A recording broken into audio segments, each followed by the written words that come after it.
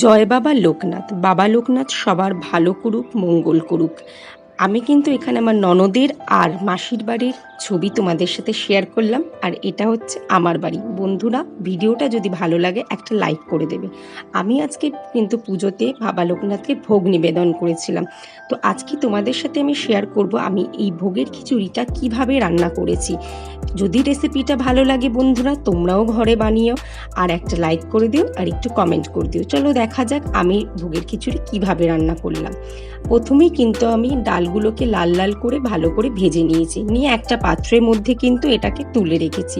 দিয়ে আবার অন্য আরেকটা গ্যাসের মধ্যে কিন্তু আমি জল গরম করতে হাঁড়িতে বসিয়ে দিয়েছি। জলটা গরম হয়ে গেলে কিন্তু ওর মধ্যে 1 চামচ হলুদ দিয়ে ওটাকে আমি ওই ডালগুলোকে যেগুলো ভেজে রেখেছি সিদ্ধ করতে বসিয়ে দেবো। অপর দিকে কিন্তু একটা কড়াইয়ের মধ্যে তেল দিয়ে ওর মধ্যে জিরে, তেজপাতা আর শুকনো লঙ্কা ফোড়ন দিয়ে মিক্সি জারের মধ্যে কিন্তু আমি আগে থেকেই আদা আর রাঁধুনি আর জিরে আর কাঁচা লঙ্কা, টমেটো সব বেটে নিয়েছি। নিয়ে সব মশলাগুলোকে কিন্তু এর মধ্যে দিয়ে ভালো করে নাড়াচাড়া করে পরিমাণ মতো হলুদ গুঁড়ো, লঙ্কার গুঁড়ো আর পরিমাণ মতো নুন দিয়ে ভালো করে কিন্তু মশলাটাকে কষিয়ে নিতে হবে। বন্ধুরা, যত মশলাটাকে তোমরা কষাবে ভোগের খিচুড়ির টেস্ট কিন্তু তত ভালো হবে। এরম পদ্ধতিতে রান্না করো, নিশ্চয়ই কিন্তু তোমাদের ভালো লাগবে। এবার কিন্তু মশলাটা দেখো ভালো মতন কিন্তু কষে গেছে।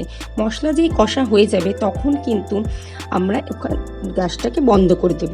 দিয়ে অপোজিট দিকে ডালটা আধ সেদ্ধ হয়ে গেলে ওর মধ্যে কিন্তু আতপ চালগুলোকে আগে থেকে ভালো করে ধুয়ে দিয়ে চালটাও যখন সিদ্ধ হয়ে যাবে তখন ওই বানিয়ে রাখা মশলাটা ওর মধ্যে দিয়ে ভালো করে নেড়ে চেড়ে অপর দিকে কিন্তু আবার একটা কড়াইতে ঘি গরম হয়ে গেলে ওর মধ্যে কাজু কিশমিশ দিয়ে ভোগের খিচুড়িতে অ্যাড করে দেব। তারপর পরিমাণ মতো নুন আর মিষ্টি ভালো করে কিন্তু স্বাদ মতো দিয়ে ব্যাস রেডি হয়ে যাবে ভোগের খিচুড়ি। রেসিপিটা কেমন লাগলো বন্ধুরা আমাকে কিন্তু কমেন্ট সেকশনে জানিও।